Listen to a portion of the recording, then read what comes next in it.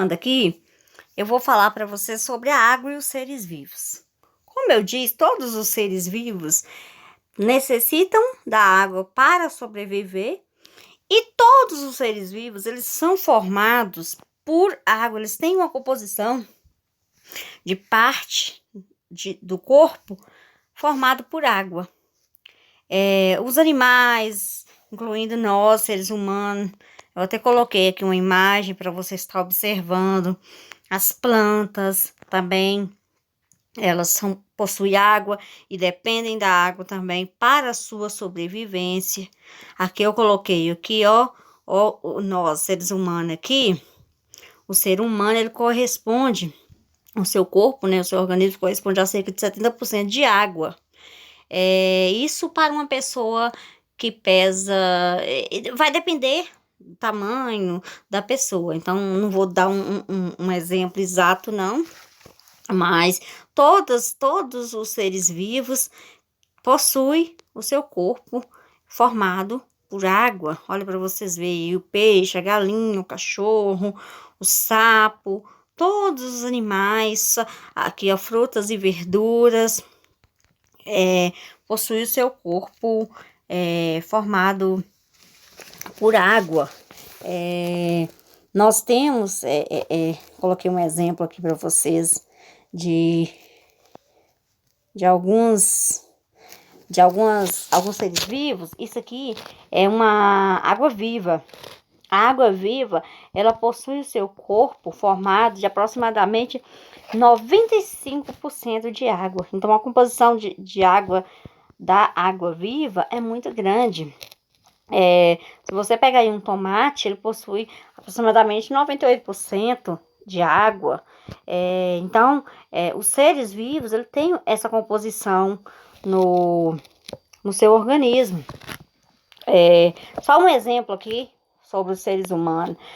A quantidade correspondente de água em um ser humano é cerca de 70% do peso da massa corpórea que ele tem. Então, por exemplo, um indivíduo que tem 70 quilos, ele tem 50 quilos dele, 50, a massa, né? 50 quilos corresponde à água do corpo. Então, nós temos aí, né, uma quantidade significativa de água no nosso corpo. Por isso que nós devemos ingerir muita água diariamente. Nós, além de ingerir os líquidos, nós ingerimos verduras, frutas que contêm água, que ajuda a hidratar o nosso corpo. Nosso corpo necessita dessa hidratação, certo? Bom, agora nós temos alguns seres que necessitam de água, mas que vivem em ambientes onde existe pouca água.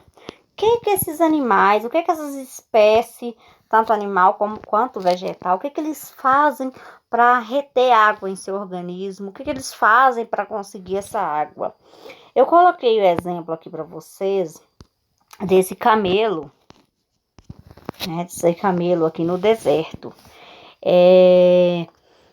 Todas as espécies em si, elas procuram, de alguma forma, reter água, assegurar mais água por longos períodos, até que né, ocorra a chuva, ou até que elas encontram água.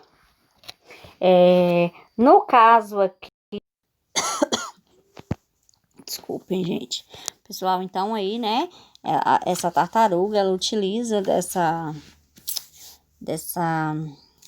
reserva de água que ela tem para tá conseguindo sobreviver por longos períodos. Bom, nós vamos falar agora sobre a água potável. A água potável, gente, o que é a água potável? Uma água tratada, água que está apta ao uso doméstico, né, ao nosso cotidiano. A água, ela ela precisa ter qualidades. Quais qualidades a água precisa ter? Ela precisa ser incolor, ela não pode ter cor, ela precisa ser insípida, não pode ter sabor, não pode ter cheiro, né? Ela tem que ser inodora. Então, para isso, ela precisa estar livre de contaminações. Então, por isso, ela deve ser tratada. Nós sabemos que parte das pessoas não tem o uso, não tem a sorte, né, de ter essa água, de usar uma água tratada, mas o ideal para você ter uma água potável é ela ser tratada. Para isso, nós temos as estações de tratamento da água, que são as ETAs, né, que eu vou estar falando, vou mostrar para vocês depois. E aí, para vocês verem e saber que a gente necessita utilizar essa água somente tratada, até mesmo por conta, né, de muitas doenças que nós sabemos que tem. Aí eu peguei uma imagem aqui para colocar um gráfico para mostrar para vocês sobre o uso da água no Brasil. Nós temos, gente, uma quantidade muito grande de gasto de água para algumas utilidades. A água, né, ela é utilizada muito para irrigar plantações, para gerar energia nas hidrelétricas, fabricar alimentos, materiais de higiene, nas indústrias, remédios, laboratórios, a gente utiliza para beber, cozinhar, lavar, passar, passar não, né? Passar a gente vai utilizar por conta da energia que você usa, que é feita. Tudo que a gente vai fazer, na verdade, direto ou indiretamente, a gente depende da água. Essa, né, é a verdade. Mas aqui eu coloquei para você estar vendo esse gráfico, mostrando que 72% aproximadamente da água que nós temos, acessível a nós, ela vai para a irrigação. Então, é usada na agricultura. Se não plantar, nós não vamos ter alimento. Então, de uma certa maneira, né, é necessário. 11% vai para o uso de animais, né? Então, para agropecuária. 9% entra aí no uso humano, urbano. Nós temos 7% nas indústrias, 1% nós temos no uso urbano, rural. Então, nós sabemos que nós precisamos utilizar essa água. Aqui, ó, coloquei a imagem para vocês verem quem usa, né, mais água. Então, é agricultura e pecuária, 82%, 6,7% das indústrias. Então, assim, nós sabemos que a gente precisa da água e a gente utiliza. Então, a gente precisa procurar meios para evitar, né, esse desperdício que muitas vezes tem. Aqui, ó, né, a imagem sobre a irrigação. A irrigação, ela é responsável por, como eu disse, 72% de água no Brasil. Mas a agricultura, ela é importante, ela é fundamental para os seres vivos, certo? Bom, a composição da água, gente. Toda a matéria, né? O que é matéria? Tudo que existe tem massa e ocupa lugar no espaço, que nós falamos na aula anterior. Toda a matéria é constituída de pequenas partículas, né? São partículas que são invisíveis aos olhos nus. Como é que são chamadas essas partículas? Essas partículas, elas são chamadas de átomos. E esses átomos, eles juntam e formam as moléculas. E essas moléculas, que é aqui, ó, que ocorre a formação da água. A água, o símbolo da água, a água ela é formada por quê? Por duas moléculas de hidrogênio, aqui, ó, e uma molécula de oxigênio. Por isso nós chamamos de H2O, que é duas moléculas de hidrogênio e uma molécula de oxigênio. Bom, a água, como eu disse lá no início, ela possui os seus estados físicos. Os estados físicos da matéria da água são quais? São o sólido, líquido e gasoso. Gente, o estado sólido, aqui, ó, coloquei um exemplo aqui para vocês verem. O estado sólido, nós encontramos nas regiões polares, né, geleiras, neves, nos picos das montanhas. Então, é onde nós encontramos a água no estado sólido. A água, gente, no estado sólido, ela possui forma e possui volume, tá?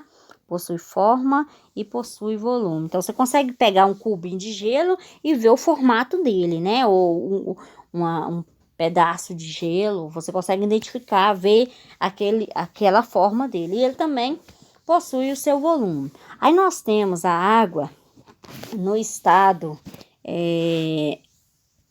líquido, aqui, ó. Água no estado líquido,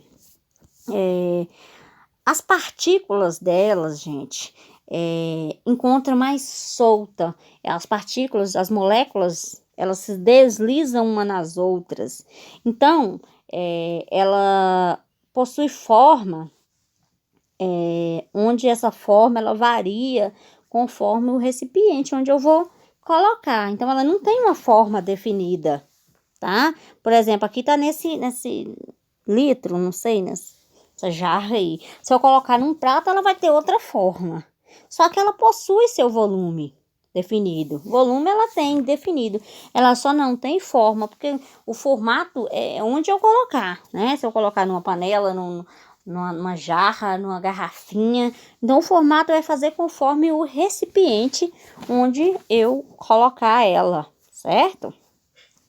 Agora, nós vamos falar da água no estado gasoso ou no vapor. Ela não é visível, como eu disse, né?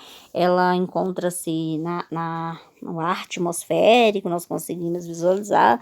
Ou se você coloca uma água para ferver, você sabe que ela vai evaporar. E o que acontece? Tá vendo os dois xizinhos aqui? A água no estado gasoso, ela não tem forma e nem tem volume.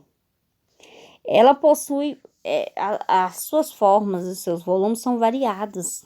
Varia conforme onde eu for colocar, certo? Por exemplo, eu tenho aqui, lá no livro de vocês, tem um exemplo do balão.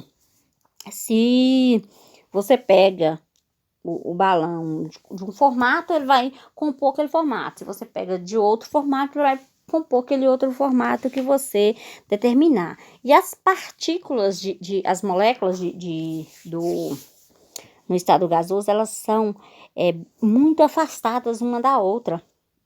Deixa eu ver se eu peguei um exemplo aqui para mostrar para vocês.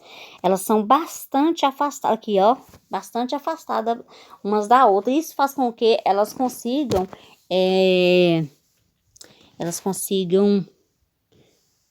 subir, evaporar, certo? Aqui, ó, para vocês verem. Olha como estão as moléculas no estado sólido, bem próximas uma da outra, né? Grudadinhas uma na outra. No estado líquido, elas já estão mais soltas, próximas, porém, mais soltas uma da outra. E no estado gasoso, elas estão separadas uma da outra. E é isso que faz com que a água consiga evaporar. Bom, qualquer dúvida, nós vamos tirar ao vivo logo mais, tá? Espero que vocês tenham entendido essa matéria.